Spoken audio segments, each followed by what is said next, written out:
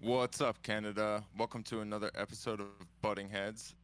I'm Chris, as always, with Adam, and today we're going to be talking about a district court judge that struck down a antitrust lawsuit against Facebook, and also how the governor in Florida just passed a bill that would change the school curriculum in Florida to teach about the evils of communism. So, Ooh, scary. Adam, let's get started. At first, this was just a story that we saw. It seemed really, under the radar. It was just a random story we found. But I don't know. I think as we were talking about it, we started to develop like deeper thoughts about it. So, when it comes to this antitrust lawsuit against Facebook, it getting thrown out, just what are your original thoughts that you have? Um,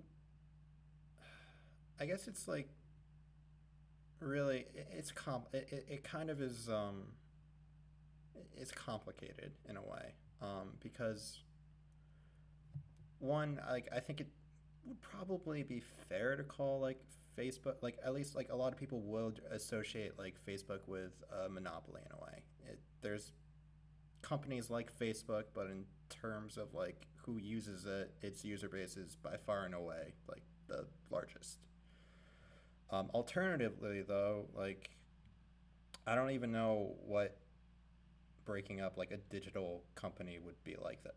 Like what would happen with Facebook.com? Do you all of a sudden get Facebook.com like Northeast branch? Does this stop you from going on to like other Facebooks Yeah, in a way? Like what exactly is being stopped? It's not like in the old yeah, days where you're breaking up physical companies with physical products and physical supply lines. Like yeah.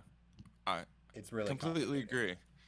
agree. I think it doesn't make sense to actually break up Google into 100 different smaller For search engines or break up Facebook into a Yeah, like what would that yeah, even it mean? Can doesn't I really do make I have to sense. like look for food on one search engine, look for like a freaking like doctor questions on Yeah. another search engine? Like Um, I do think that in general, like large corporations, um, you know, it, we shouldn't be a fan of their massive profits and just because they provide a service to us like Google and Facebook, that's all fine. Like I just think as long as these companies are being taxed fairly and as long as they're not influencing our government, then that's fine. I don't think we actually have to resort to like breaking them up into 100 different companies. And so I think more in terms of like regulation when you need regulation and taxation, and just making, look, they're just as much going to try and slip under the radar of the tax laws as much as they can, just as much as ExxonMobil or Walmart will. So I think when it comes to taxation, we do need to take all these corporations and their growing power and their growing profits very seriously. But yeah, I agree with you, Adam. I don't think breaking them up would be a proper solution. And I also did want to ask you, so when you see that there are like it's sort of on its head now. It's sort of you see how Republicans have come out against this district court ruling. So, what are your thoughts on that? well, it's kind of makes sense, right? It's because like for years now, it's been Silicon Valley tech giants are censoring free speech mainly because they are being held accountable for their misinformation that they're spreading. And while it's true where I don't necessarily want Google or Facebook to be like the arbiters of truth in this world, Facebook and Google do have a responsibility to the public for for possibly spreading misinformation. It's one of those things where a neutral action probably is worse than just doing nothing. Yeah, so I think it's crazy because on one hand you have Republicans who have always defended Walmart. you could never break up Walmart, you could never break up ExxonMobil and Chevron. Um, and so now they sort of turn around, and now that it's Facebook who has censored them and it's Google who have censored them, now they're going to turn around and they're going to say, oh, well, I actually think, we should be exercising these antitrust laws. And it's sort of a complete 360. And also, I do want to add, too, you see it on the other side as well. People who have always been largely against corporate power and things like that can now turn around on the other side and say, oh well, it's these tech giants. We love Google, we love Facebook, and I don't really see a big problem with this. So I think it's just weird in this situation how we're seeing the roles of our politics sort of being completely reversed, or at least that's how I see it. I honestly feel like a lot of things are just situationally based, and not necessarily based off of like any like core tenets. Like it's definitely because like the group think in a way, right? Like conservatives are like against Silicon Valley, so it's like anything Silicon Valley related, you kind of have to hate. And then like liberals would be like more like a classic business in a way. And What? yeah, and I think people should do more to not just situationally. I mean, I think just people in general, and a lot of people who talk about politics and who are in the business. I think it's more important, like, to have some sort of principles, even if it doesn't have to be like every single thing, And but to yeah, have some sort of principles that, okay, even if it happened in the reverse situation, you should you be would still okay with it. sort of like have a, yeah. It's that old And so Voltaire you quote. just don't see enough of that. Yeah, it's like that old Voltaire quote of "I don't agree with what you're doing, but I'll defend to the death your right to do it." Like, Yeah, and you really don't see enough of that, and I think that's part of the reason, like, we do have a lot of problems in American politics today, yeah, because it's because just so easy for people to say one thing when one person's in charge, and then just say something else when another person's in charge. yeah, I kind of like sometimes I feel like it's like the left-right paradigm in a way, where it's like one person will say, "Oh, the left believes this," and a person's like, "I want to be identified on the left, so I will now believe this," and the person on the right says, "Well, this is right wing, and we believe this." So a person who's like right wing who wants to be part of the larger group says, "Well, okay, well, I want to be right wing, so I believe this in a way." Like I think that happens a lot more than most people would admit, and it's Yeah, probably in some case something that we've all been guilty of at some point in of our yeah, lives. definitely, definitely, but it's something that we should all be conscious of, and it's Mm-hmm. something that, and just make sure. I think people in general just need to have a little bit more introspection on that sort of thing. Yeah. Um, yeah, go ahead. Oh no, no, Oh, I well, agree. and another aspect of this, so we are talking about the antitrust, and I think it's just important to get a little bit of the history of um of this down. So, back like in the late 1800s, or even the mid to late 1800s, America had a huge booming industrial manufacturing revolution, and with that you got huge corporations such as Standard Oil, U.S. Steel, General Electric, a little bit later on. You So had J.P. Morgan like revolutionize the banking industry, like, yeah, and that's and s- also and when you s- had like the big names of like the American giants. Like Standard Oil was Rockefeller, U.S. Steel was Carnegie, like yeah, exactly. Vanderbilt with the the railroads. railways, Yeah, right? And so as industrialization became more prevalent, you had more worker conflicts, and you also had more um, consumer conflicts as sort of well. corruption. Yeah, and you did have more of the fact that corporations had more influence as they gained more size. So eventually, after a while, people in sort of like a grassroots movement uh, came together, and eventually the government had to pass a bill called the Sherman Antitrust Act, and this was in 1890. And I think me and some historians see this as it was just something to appease the people because they passed this act, and the first time they actually broke up a trust, of a company was in 1911, so 21 years later. So I think people need to realize like we did have a huge history with decades long momentum to finally get the government to act. And in 1911, they split up Standard Oil, and they split up Standard Oil into something like a hundred companies. And slowly over time, those companies have bought each other back up. Today, you're sitting there, you have ExxonMobil and Chevron. I think there are still other companies, but it's really just formed two companies today. So, a lot of what happened back then still resonates in our political lives today. So, Adam, I'm just going to pass the ball to you. Um, yeah, so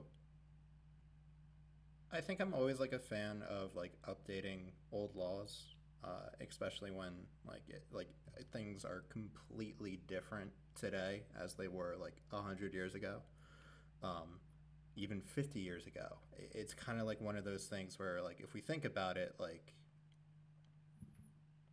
our economy is completely different, and the way that like companies set themselves up is completely different than how they did like 100 years ago. Like I said, so like for instance, there's a lot more like financing going on. There's a lot more like shell companies that are like somewhat split off. There's a lot more like horizontal integration going on, um, and like these are all like technically like somewhat owned by like boards of one company or several companies all together into one. It's like a completely jumbled mess that like one of the reasons why we don't have like a lot of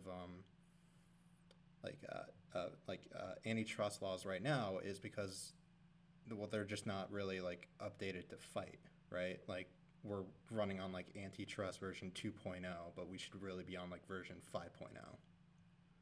And I think that's a great point. This bill, so they did pass the Clayton Antitrust Act that's in 1914, 1914. which actually did help a lot because a lot of people like the original act was just too narrow to really like help, and the Clayton like helped form the FTC, which would actually litigate and give the federal government power to investigate. Um, and then another part of the legislation would be to like actually like broaden the definition of like what a monopoly is or what one would look like or certain rules that like would go into place to like create like what antitrust laws are. Yeah, so yeah, you did have an expansion because the original law that they passed was not really very effective.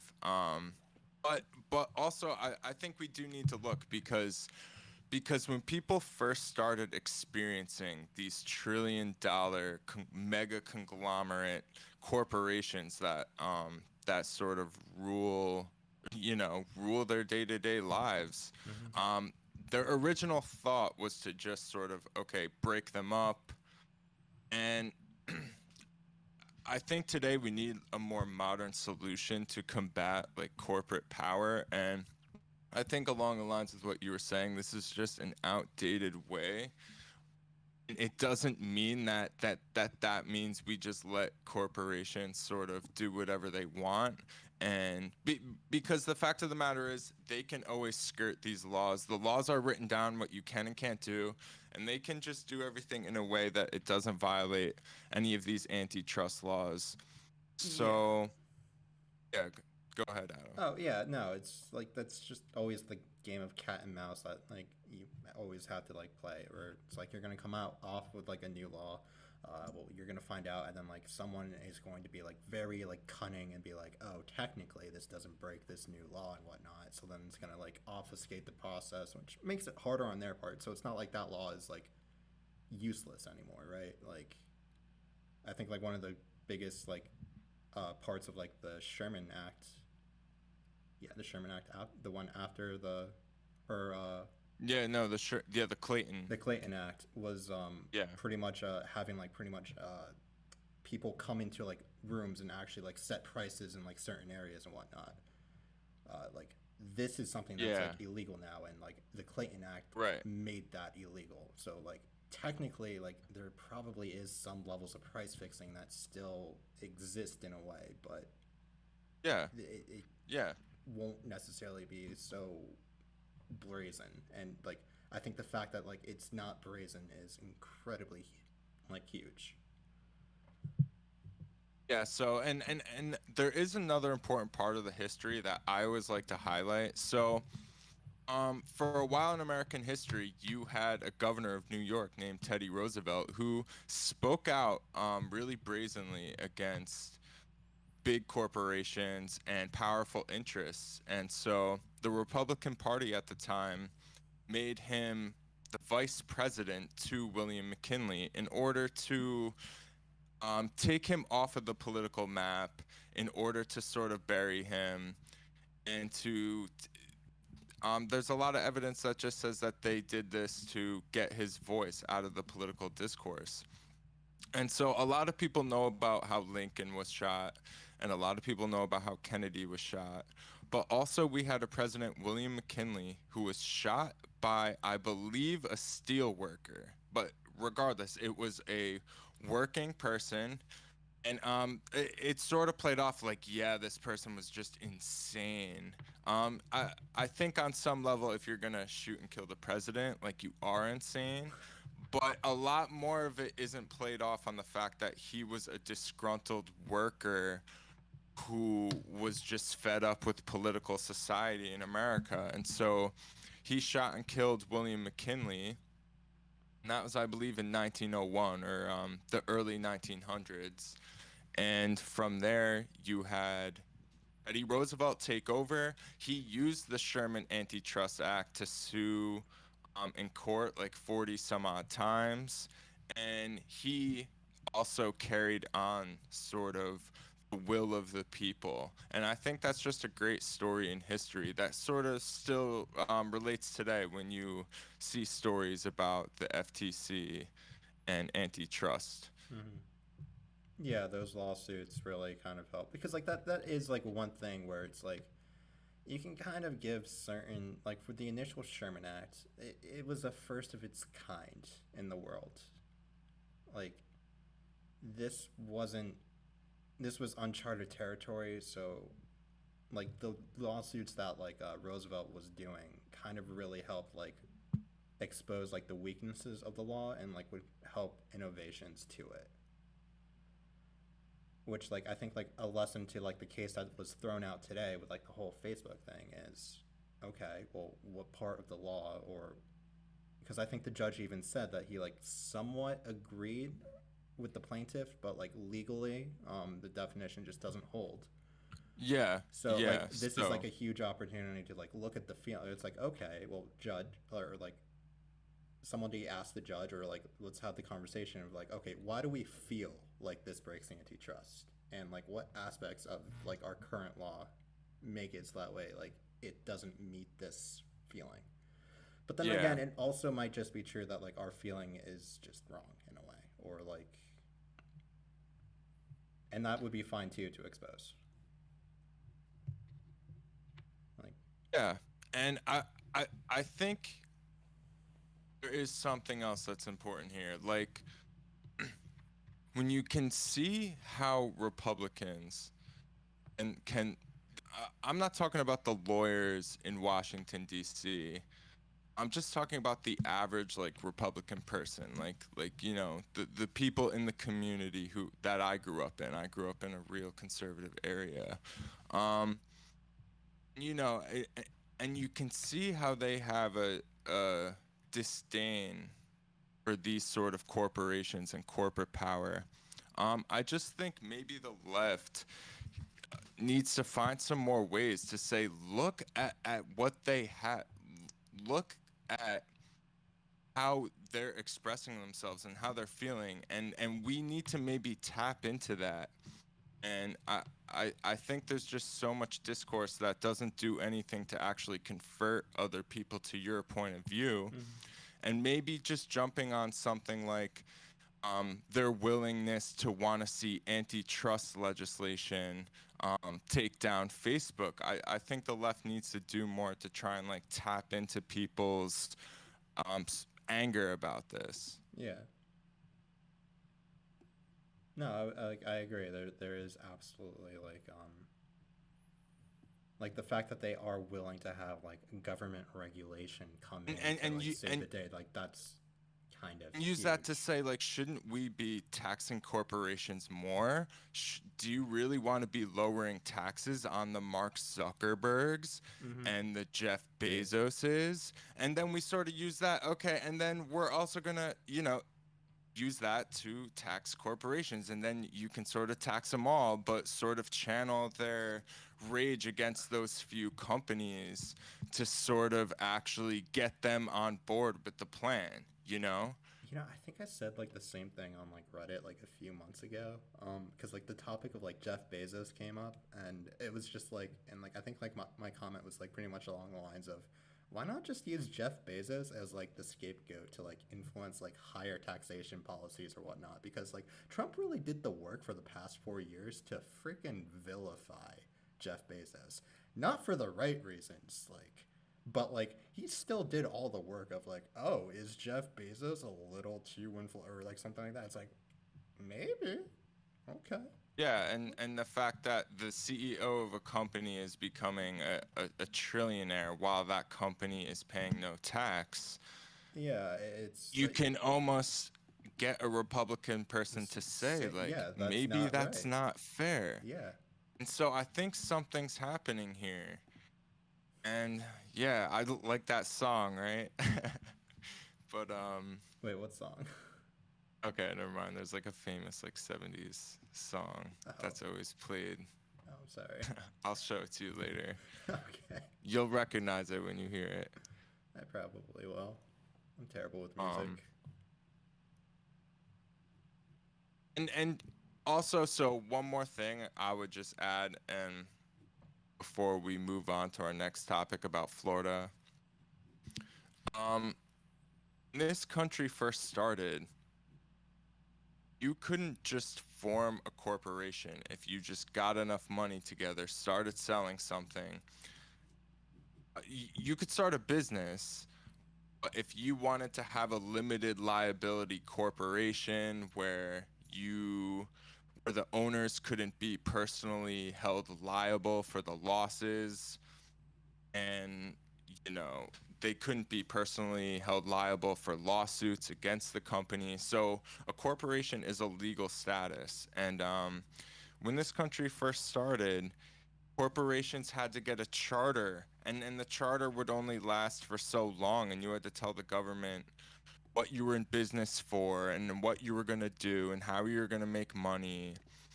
And the government had to allow you to exist, and if you were doing something as a corporation that was against the interests of the democracy and the newly formed country, then they wouldn't allow you to form a charter. And so I think the country's just gone a long way away from original. Not saying that that's how it should still be today, but it is important for people to see that you sort of get this, oh, there's always been free markets, and slowly there's been like more deregulation, when actually if you look back at the original history, that's not how it went.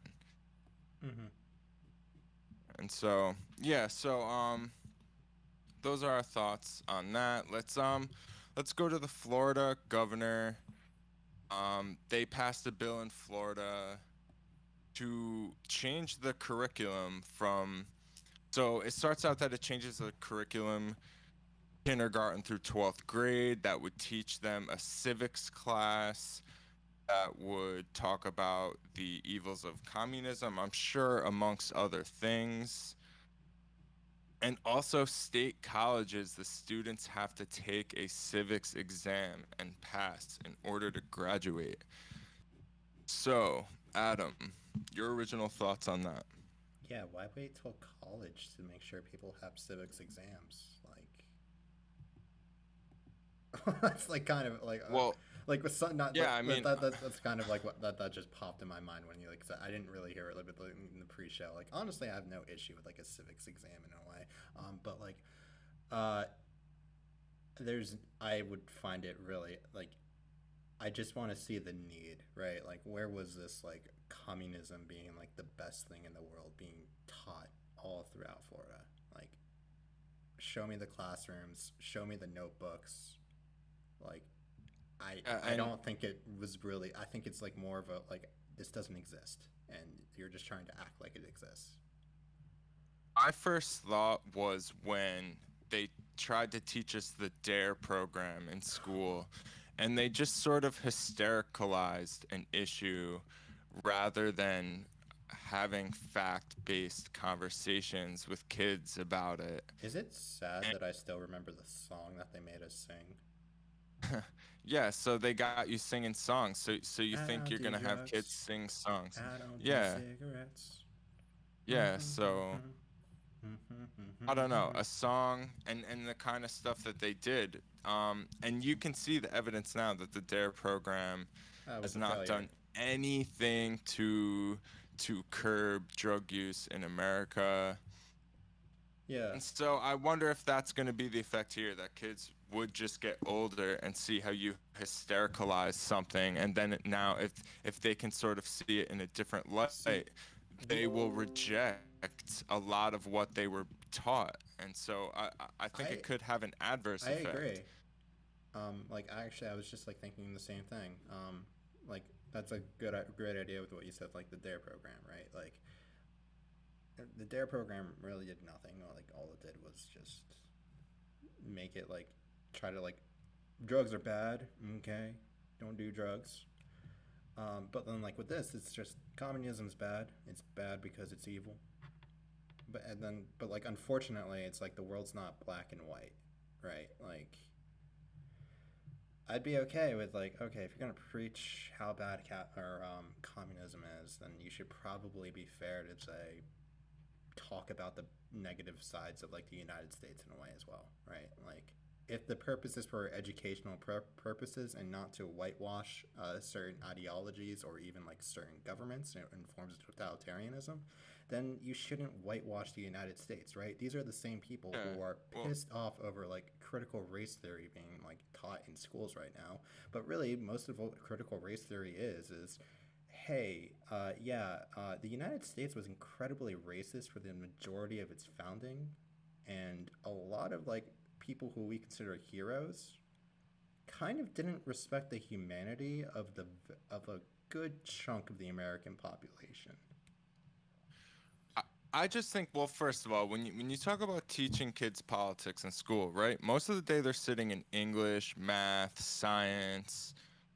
We're talking about history class, right? Like that's where most kids, that's where these issues would come up. If and I know in that legislation they're talking about having like a separate civics class.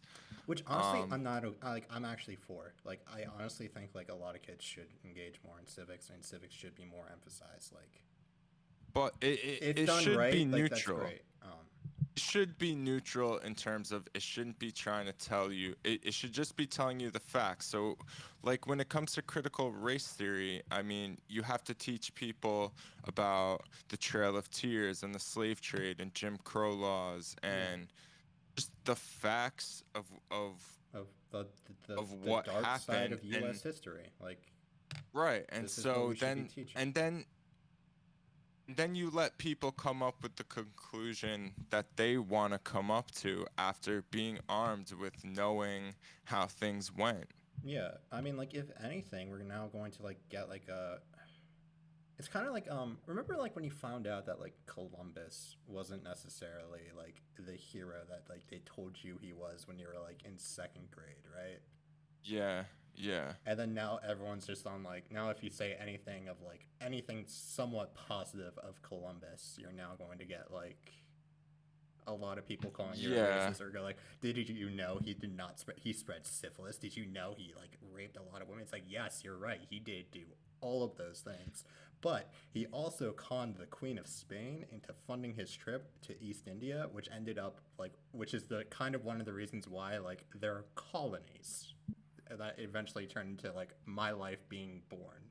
Like, so Yeah. saying that like giving some credit to like Columbus is okay, but then like Yeah, now because to like relate to like yeah, the communist thing. Now you're gonna go, well, communism's bad. Communism's bad. Why is it bad? It's bad because it's bad. It's bad because it's evil. Look at all these bad things.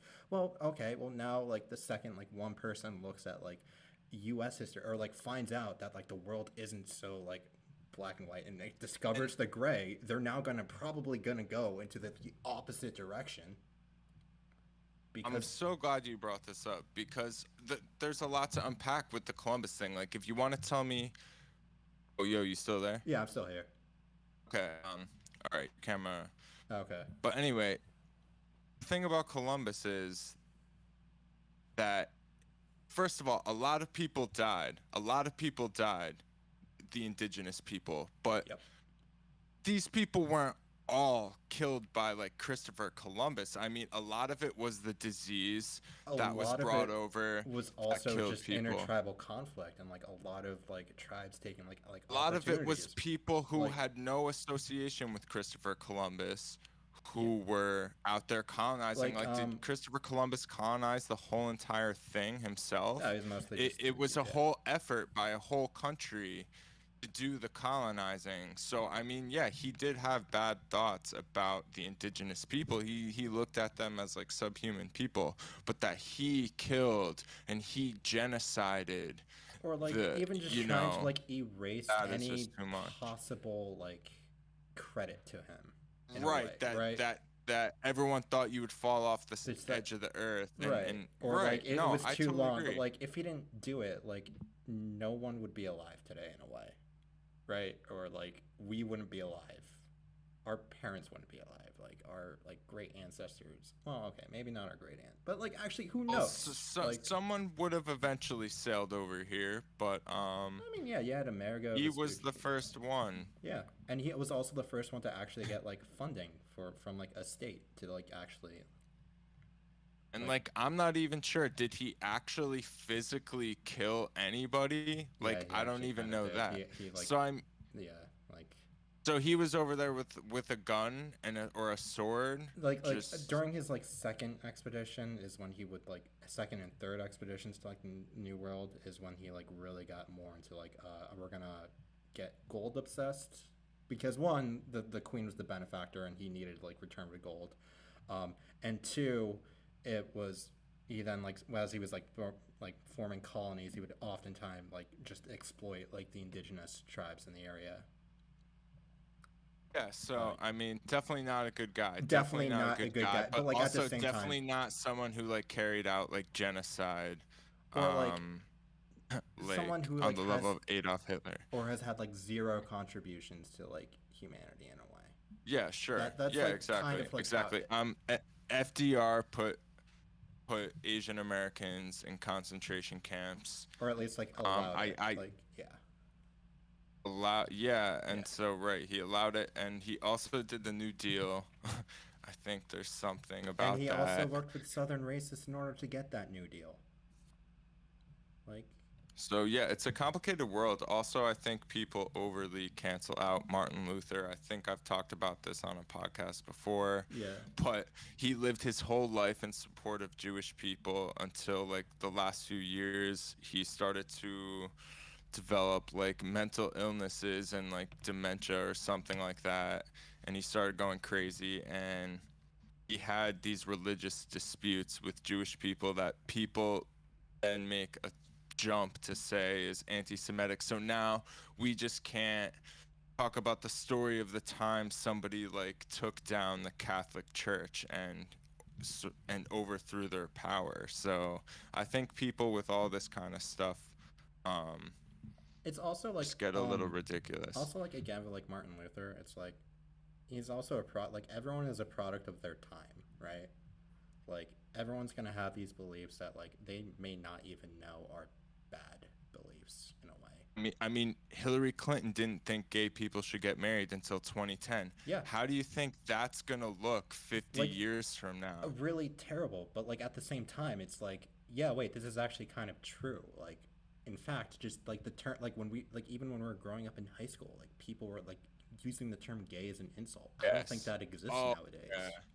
Oh yeah, dude. Like, I don't think if anyone ever calls someone gay, I think in like most, at least like in our area, I don't think this really exists anymore. Or at least the F word, Oh the my, yeah, yeah, no, yeah. yeah, yeah.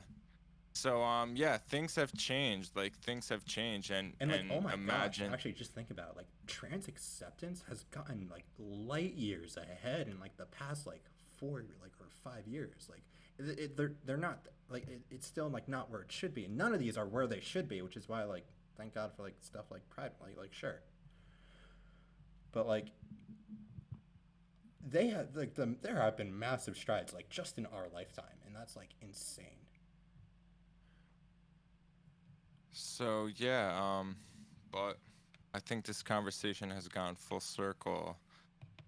Uh, Um, Yeah, I guess like to bring it back to Florida, I personally really do think that I would be shocked if there is no like successful lawsuit against this legislation, or at least parts of the legislation, when it comes to, because it seems as though they're trying to like police like professors' speech on campuses when they say don't quash conservative speech. well, yeah, and I don't know if that's, yeah, state universities. And part of the law was split in half between K through 12, and And then post also secondary. something about a civics exam for state universities. Yeah. Like, Um, I would be shocked if there is no like, because like a lot of the stuff gets very yikesy upon like free speech territories where it's like there probably is some violation. Um, of course, it always comes down like, and also it's also like I don't know how you would even enforce half the stuff that are like put in there. right, and also I could see that turning on them when maybe, oh, like if they lose power to a Democratic majority, then maybe, oh, they start teaching climate change is real and evolution is real. And if you like try, actually, well, you know what? Maybe they should. Well, That's just yeah. but Um, I mean, you can teach people, right? Like, I guess with evolution, it's kind of well, tough, you but need the like you can teach science. people, Like yeah, you should not but you can't come to a conclusion, sort of, like in a lot of ways. I think like really like the biggest issue is not necessarily what's being taught, but how it's being taught and why we're teaching certain things. So the reason why you teach evolution over creationism. Well, one, creationism is highly specific to one sect of like Christianity in a way. Like the only people who are really saying this are like hardline Christians and sometimes like hardline Jews. You don't really see it in any other like religious cultures, and this will then go, and then this is like unconstitutional because this will be the state promoting like a specific religion, or at least a specific type of God. Um, Yeah. and then alternatively, it's like, well, what's the foundations? Oh, between evolution and like a magic bus. On one side, you have liberalism in a way, right? Liberal ideas of like the scientific method of forming a hypothesis, gathering data, observing the world, and creating decisions based off of the evidence that you see around you. Meanwhile, with creationism, it's the holy book, which again would be promoting like a form of religion. Um, so that's how I would say like, Yeah, I mean, yeah, uh, I agree with that, that certain things like evolution and climate change. change, Like it's how yeah, these and things are there's arrived to. no problem with teaching people, like, okay, this is countries that have tried to do communism, Hmm. and you can, I guess, sort of keep that Yeah, kind you of can honestly go right fact ahead. based. This is Yeah. still this is history, right? Like just don't And show I think just show both sides. I think this will just backfire in their face so hard that I'm actually just starting to think I'm not really super against this legislation, because I just think it will backfire on them really I'm hard. hoping for the court case. I'm hoping for a court case to like just slam this down. Yeah. But Also, like I think this also goes to show like this does bring up a good like of like should we be like having such a decentralized education system if like an educated people is important for democracy, or an educated people is important for functioning in a society, should we really be like allowing so much like differentiations between like 50 separate states and still call ourselves a nation. Like, we should probably be having like more nationalized curriculums as opposed to just statewide.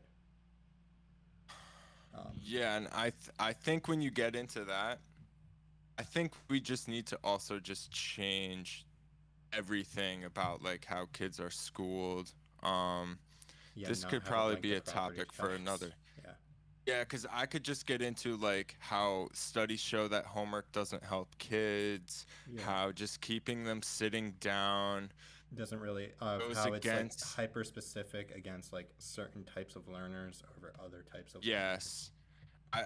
I've also seen studies that kids who sit at a desk that has like two pedals of like a bike and then like like sort of like an exercise bike attached to their desk, Yeah, those kids perform better because they can concentrate more because they can sit there and burn off as a excess energy. as a constant fidgeter, that's like so helpful. So yeah, and also when you look at what Khan Academy is doing, in terms of teaching people, also I could see a model where you have like someone who's online, so someone who's the greatest explainer and teacher of all time, like a video of that one person explaining and teaching something, and you can sort of like you can do it through a set of videos where kids can go all 20 kids in the class can sort of have their own curriculum. I've I would seen a lot of I would ideas like that with I would Khan Academy. I would disagree with well, like, okay, I would say that works for certain types of learners, but it doesn't. That's definitely not like for everyone. Like, so, like, for instance, with me, I thrive under like discussion based learning in a way, where it's like back and forth with like professors or even just teachers, and like I just don't really get a lot out of videos as or like like comparatively.